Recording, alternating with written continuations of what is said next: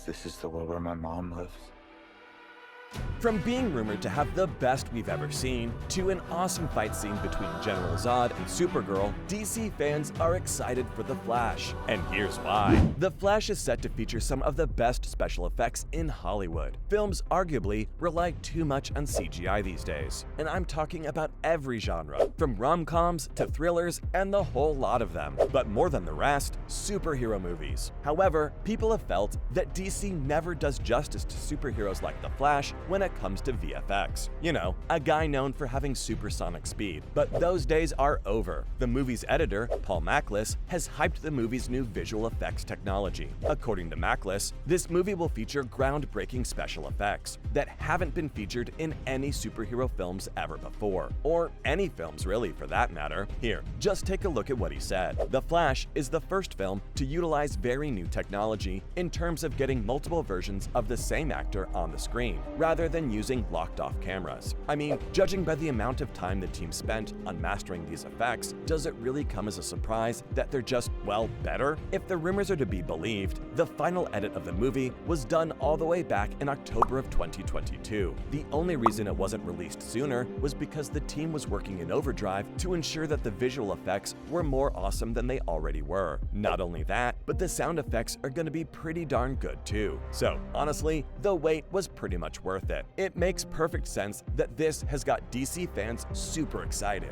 Yet, there are also rumors that Ezra Miller, the actor who plays Barry Allen in the movie, is participating in some reshoots. Well, if that's true, then this does debunk the rumors that the film is all set for release. In all fairness, neither Warner Brothers nor DC Studios have given us an official update on where the film is. It's going to be released sometime in the summer, and that Tom Cruise has already seen the film. He had no idea whether it was completed or not, but he freaking loved it. Now, it's not just crazy cool VFX that has fans excited about the whole thing. The crew also made sure that their version of The Flash won't have the same problems previous iterations of the superhero had. That is, a horrible running form. Right, so here's what happened before. In the previous iteration of the film, the creative decision was to make it feel like The Flash was running on frictionless ground. That's because the Speed Force made it that way. So to shoot that, Miller was running on a specially designed treadmill, which felt more like a trampoline. And it wasn't just a creative decision on the part of the guys that were making the movie. No, it was a decision that Ezra himself took. What they wanted was a running form that resembled that of a speed skater, rather than a track star. In an interview, Miller explained that to prepare for the role, they studied yoga and Wu-Dang Kung Fu to get the movements of the character just right. In their quest for the perfect interpretation of the Flash, Ezra was led to the Wu-Dang Mountains of China. Over there, monks inspired some of the more meditative movements of the superhero. But that's not all they inspired, because that's also partially what led to the poor running form. Now, dancers and choreographers are also used to bring out the unique movements of the characters. On top of everything, Miller also took inspiration from cows, cheetahs, and other fast-moving, intelligent creatures. Now, it seems as if Miller put a lot of hard work into preparing for the role, and it also seems that they thought a lot about how the character ran. Well, unfortunately, that backfired. Fans were livid. They hated the Flash's running form. Thank the Lord they've switched it up for the final edit of the film. The producers decided to give the Flash a better running style. Despite all the hard work that Ezra put in, the Scarlet Speedster's awkward running style was heavily criticized by fans. It's just not something that worked. So the director, Andres Muschietti, decided on a more comic-inspired running style. Taking a look at some bits and pieces from the trailer, it's quite clear that the previous style is being scrapped for something that's reasonably realistic,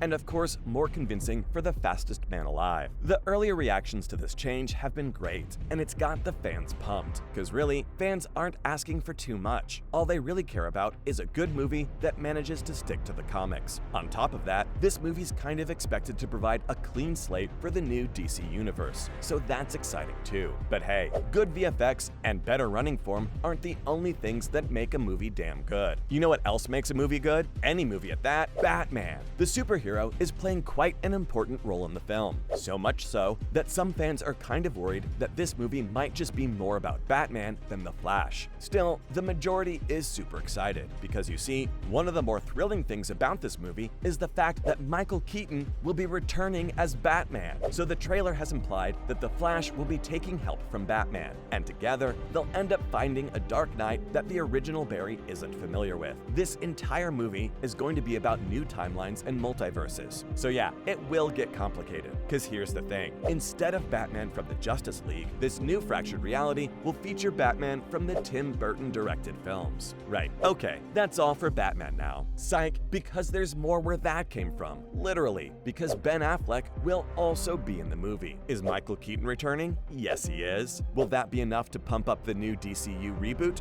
Nope. So they brought in the big guns, Ben freaking Affleck. Now, the guy had quite a rocky career as Batman, but for this new multiverse adventure, he's agreed to return as Bruce Wayne. Now, if you're an Affleck fan, I've got some bad news for you. This will be the last time he'll be playing Batman, ever. Cause in Brave and the Bold, the DCU will be bringing an all-new Batman. But hey, don't worry about that. There are some bold claims coming from the writer's room for The Flash. The writers have claimed that this movie is gonna blow minds. Now here's the thing, DC has been losing out to Marvel over the past few years, but it's making a comeback. The celebrated comic book writing duo, Lanzing and Kelly, have stated that this movie is gonna be incredible. Now, this goes to show just how cool the movie is going to be. Since these guys have loads and loads of inside information, they know what to expect. So much so, this movie is being compared to the likes of The Dark Knight and Guardians of the Galaxy. James Gunn, the co-chief of DC Studios, has called it one of the greatest superhero movies ever made. And there's a reason for that. It's the fact that The Flash will unleash the DC multiverse. So it's gonna take major inspiration from the DC comic book arc Flashpoint. In this movie, Barry Allen will be traveling back in time to prevent his mother's murder. This is the same plot that was explored in the CW show as well, and we all know how that ended. But there's a problem with that. In an attempt to save his family, he messes up the entire timeline. Everyone called it, and he comes into a new reality in which General Zod has returned, who's now planning to annihilate the world. A bad guy with a bad agenda. That's pretty normal, right?